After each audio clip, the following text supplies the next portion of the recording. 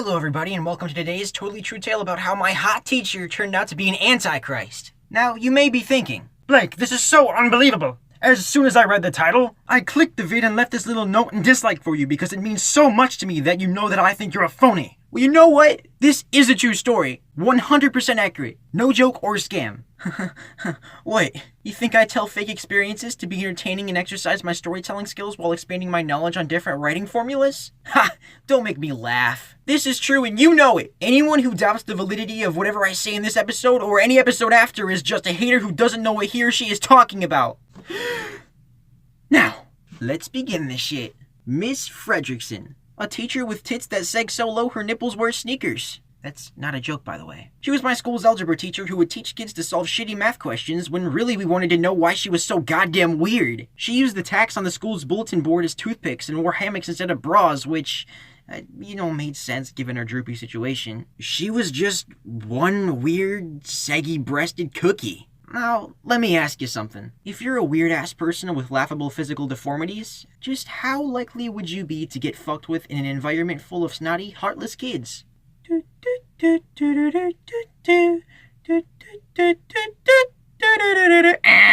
Time's up. The answer is very likely. Big surprise. Miss Fredrickson was the #1 person to screw with. She was such a fun and easy target that even the nerds would prank the shit out of her. The special ed kids, glue sniffers, future furries, and mumble rapper fans had all pranked Miss Fredrickson at least once in their lives. Over the years, Miss Fredrickson's taken more mousetraps to the ass than a Tom and Jerry cartoon. Whenever she'd get pranked, she'd laugh it off like it was nothing, adjust her hammock to stop her udders from leaving tracks on the floor, and just carried on with the lesson of the week. Until one day, somebody pushed her off the edge. Miss Fredrickson was about to get the most horrific prank she'd ever gotten by none other than Jonathan, the school's psychopathic prank nation punk wannabe. This kid had just enough hookups to supply himself with the materials necessary to devastate this bitch for life. Nah, he just pantsed her and threw a water balloon at her face. But it was just enough to send Miss Fredrickson on a complete rampage. She first started screaming, "You little shits! I hate you all so goddamn much, I hope your parents molest you and get cancer!" Then, when we all thought shit couldn't get any scarier, her balls dropped lower than her tits and she started saying shit like, You motherfucking scum! I will feast on your flesh in the underworld while you beg for mercy! Then she ripped off her wet clothes, busted down the door, and waddled in a quick demonic fashion down the hall. She was never seen or heard from again after that. Fast forward about a week after that, I get off my bus on an early Wednesday morning to face another boring day of school. I was just minding my own business, listening to some music through my headphones and keeping my mouth closed so nobody could detect my morning breath, when my old buddy Caden jumps out of a nearby bush, pulls me around the corner to keep us hidden, and pins me against the school's brick wall. You'd figure after doing something like that, he'd be angry. And so did I. Until he spoke. Blake, holy shit, dude, holy shit! Caden, Jesus Christ, let go of me. Why do you have an erection? It's Miss Fredrickson, Blake! Miss Fredrickson gave you a boner? No, Jesus Christ, Blake, no! It's her replacement! Okay, so just let me get this straight. So you're holding me against a brick wall with a hard-on freaking out over a new algebra teacher. Yes, now you're getting it! Well, why is it out? What out? You're fucking cock, Caden, Jesus Christ, dude! He then went on about how he caught a glimpse of Miss Fredrickson's replacement, Miss Willow. Then he warned me that she was, quote, so hot you'll need a wheelchair for your penis after seeing her! At first, I felt a little skeptical because this was coming from a guy who didn't mind watching hentai and FNAF porn. But when I finally got a little glance of her for myself, let's just say that I'm not Southern. But I was doing the Texas tuck like a hillbilly at a family reunion. Ha ha ha, gross. Miss Willow was so hot, it's like God took a bowl and mixed the most attractive qualities of the world's sexiest humans to mold her. I'm talking Obama, Harvey Weinstein, Miss Incredible, an empty bag of rice, and Taylor Swift's mother. Yeah, all those hotties. Add some big tits and booty, then you got her. The perfect bad bitch. Caden and I weren't the only ones that had the hots for her, though. Every single straight male and lesbian female were just drooling over this bitch. Everyone was so thirsty for the algebra teacher that they were getting into trouble on purpose so they could check her out after school hours in detention. I was one of them. During lunch periods, Caden and I would always argue over who'd have more of a chance with her, and it would always end with us saying, may the better man win, even though deep down neither of us really had that much faith in ourselves. We were both so thirsty that we got the nerdiest dweeb of our school, Ned, to go and look into Miss Willow's social medias and other things from the past during computer lab. It sounds pretty pathetic when saying it out loud. Oh dear. What do you mean, oh dear? What, did you find something? Oh, I found something alright. Well, don't act all mysterious and shit, tell me. Okay, Jesus. It seems that Miss Willow Yes, what is it? Miss Willow has she... Ned, for Christ's sake, if you don't fucking spill it, I'm deleting your World of Warcraft account. Okay, Jesus Christ! Miss Willow has a shady little past. What's so shady about it? She's had a lot of inappropriate relationships with students. After hearing that, my ass was hopping around in both joy and determination. I had a fighting chance to sleep with the algebra teacher. Holy shit. Caden, did you hear that? Miss Willow puts out... Caden! He was nowhere to be seen. All I could see was a wide open door and Ned spanking his plank to one of Miss Willow's profile pictures. Shit! You better go beat him to her. You're right. But aren't you gonna try to score? Nah, I'm good here. Just looking at this picture. Okay. I flashed down the halls, around the corners, and up the stairs like I was in some cheesy action movie trying to deactivate a bomb. I was looking for either Caden or Willow, wherever they were. Then, after what felt like forever, right before I ran out of breath and most likely fainted, I spotted them talking. Ah, Miss Willow! I'm so pathetic. I can't understand anything, and my family calls me a pathetic failure on a daily basis. They just can't understand my rare learning condition that causes me not to retain half of whatever I'm taught. I don't mean to bother you, but if there was any way you could be my private tutor, I may have a life worth something in the future. That son of a bitch. There was no way I was gonna let that bastard beat me with that shitty-ass sob story. So I quickly slid in smoothly between him and did some magic of my own. Miss Willow, I'm sorry to bother you and Caden, but... What are you... Blake, how rude. Yes, sorry, I know. Much like anything math-related, I don't understand manners. You motherfucker. Everything that my school has ever taught me has gone in one ear, not the other. And my father's a rich man, and bribing's the only way I could make it this far, and I'm sick of it. Sounds like a you problem. Now please leave us alone. Ouch! He said ouch because I pinched him. Aw, jeez, Caden, are those worms still bothering you? I mean, Miss Willow, I just need someone like you to make a real man out of me. I need you to tutor me as soon as possible. Most preferably at your place. And make me into an honest and mature boy that my parents would be proud of. What do you say? I think it's safe to say that Miss Willow didn't fall for our stupid act. But she did, however, take the bait. Oh, you silly boys. Of course you can both come over and get educated by me. Oh, thank you. Wait. Both of us? Why, of course, silly. The more the merrier. Yeah, but like three's a crowd and See you cuties at my place, Friday. Don't be late. Then she winked. Holy shit, she fucking winked. It was at that moment Kate and I were both filled with excitement that we were gonna actually get some puss, and dread that we might actually have to see each other's dicks in the process. Damn, 3 ways. No homo. Fast forward a few days later and it's finally the day. Kate and I both meet up after school and tell each other's parents that we'll be sleeping in each other's house, the oldest trick in the book. Then we both walk down the streets and sidewalks trying to find the address she sent me on Skype, all while setting rules for what we will or won't do if this turns out to be a 3-way. Rule 1. No touching each other, because that would be gay. Rule 2. No undressing. Just unzip the flyer. Rule 3. No, and I mean absolutely no, eye contact. Rule 4.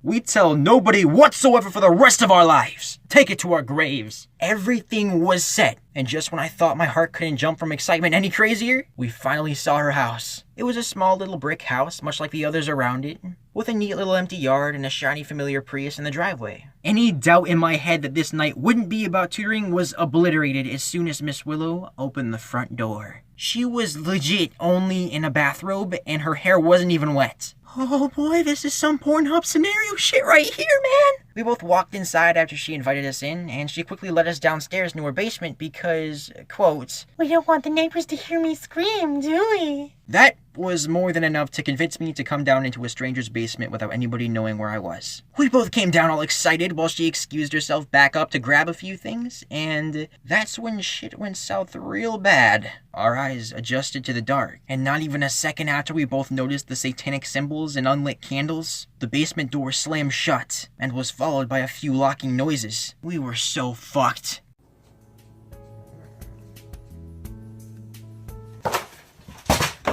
Hey! Very nice of you guys to drop by. Unexpected. I want to give me a heads up next time you do that shit. It's messed up. It's rude. It seems that our two protagonists are going through quite a rough patch in this story. Don't worry, we will finish that soon enough. But in the meantime, I just want to tell you guys about a great animation channel that I am running alongside my really good friend Matthew. You may know him as Cool Gamer. You see, he and I are such good friends that we decided to go next level with it. So now we are not only doing gay sex, but we also have our own nice little spot on the internet called Pizza and Pothead Animations. Pizza because my face is fantastic, and Pothead because he smokes a lot of weed. There we make animatics, animations, just anything with pictures that we draw.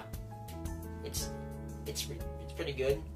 If you want to get there after this story is done, or like right now, and you don't really like the story that I'm telling you right now, and you want to check out some animations, then check out the links in the description below. I'd really recommend you stay till the end of the video before checking that out and subscribing there. But you know what? Whatever happens, man. Why not subscribe to this channel while you're at it too, if you haven't already? I mean, I do work my ass off on these animations, you know. So, yeah, go. You continue the story.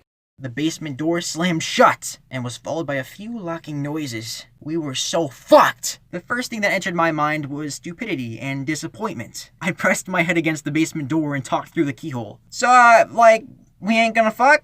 Is that what we're doing now? I was just dumbfounded and disappointed. Caden, on the other hand, was completely shitting himself. He was pacing around the room frantically, screaming a bunch of shit through fearful shakiness. God damn it!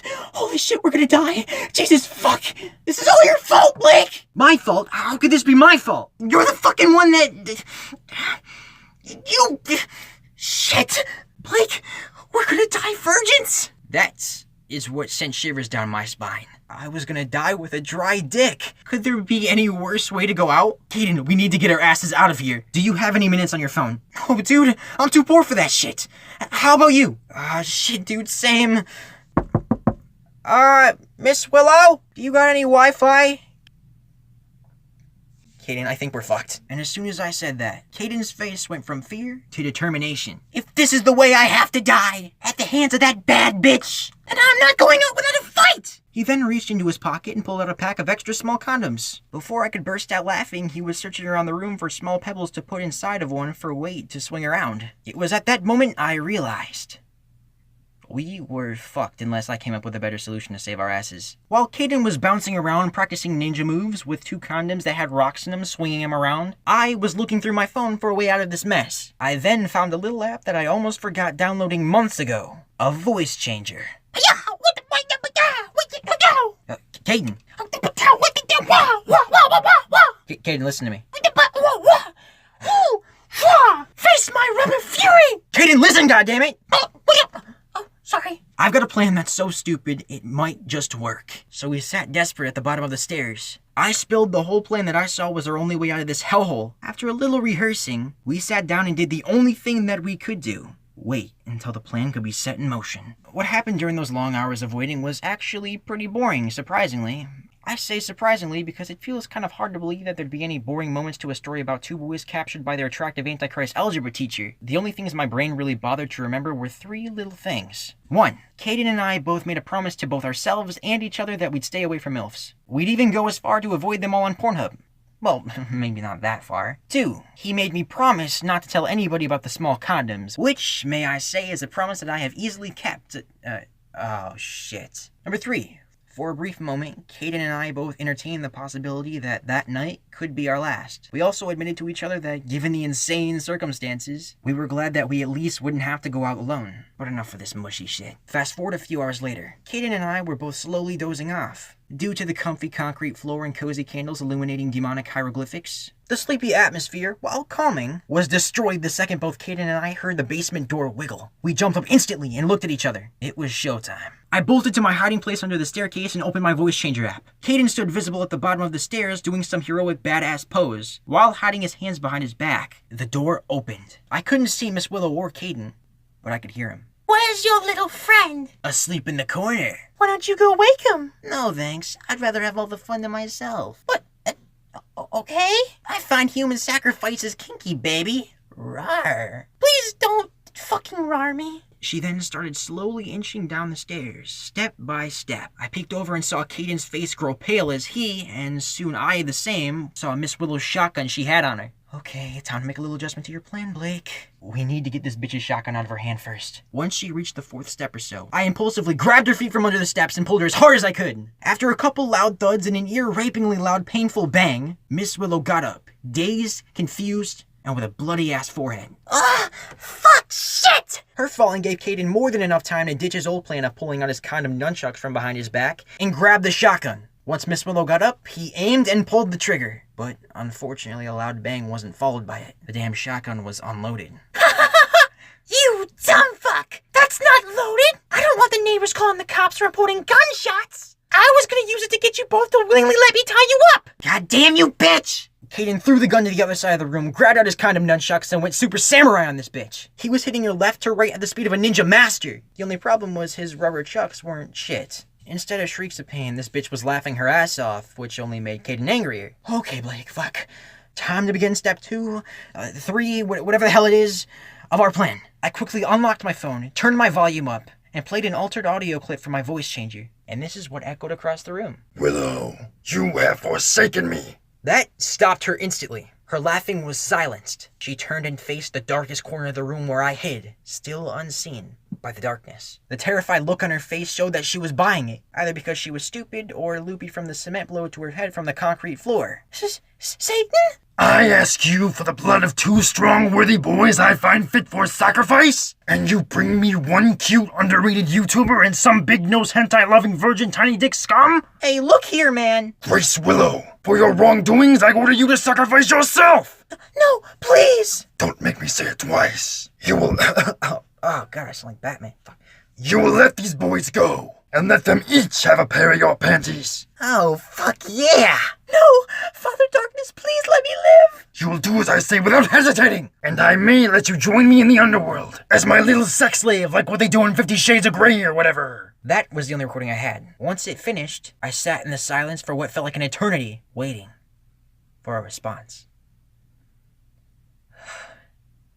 If it's what I must do. I peeked out of the darkness and watched in horror as she reached into a rusty old cupboard. She pulled out a can of gasoline and drenched herself in it, then ignited herself up with a candle. What followed were screams I don't even want to try to imitate. After the flames and shrieks burned out, Caden and I looked to see that our once hot teacher was now a burned up, horrifying carcass. So, let's get those panties and get the fuck out of here! Yep, let's go. So we both went upstairs, got what we needed, and even found a few nudes. Ooh la la! We both also raided her fridge, cupboards, and freezer for a quick little victory snack. Oh, and I also logged into her account and subscribed her to my channel. And then we hauled our asses out of there! ASAP! No time to waste! Caden and I still have her panties as a little victory token. A couple of nudes too, still. Not to brag, but we rarely ever really talk about it with each other. So I guess your little YouTuber's guide to surviving life is this. Condoms are the world's most deadly weapons. Not only can they take your life, but they can also stop it from happening in the first place. Da da da!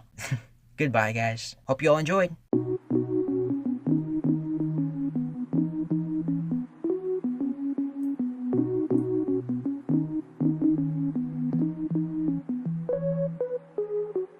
You and I were like fire and ice now, face to face in the mall, jello slush. Wow, you have changed my whole world in an instant. Made me love all the parts that I didn't. And I wanted to tell you that I may look away, but don't get me wrong, I really like your face, 'cause where we meet this, it's our sound kiss. Me with you so clearly dries up all the rain. Used to be so far, far away. Woman like this, my darling, it's like sunshine all day. How didn't you feel the sun?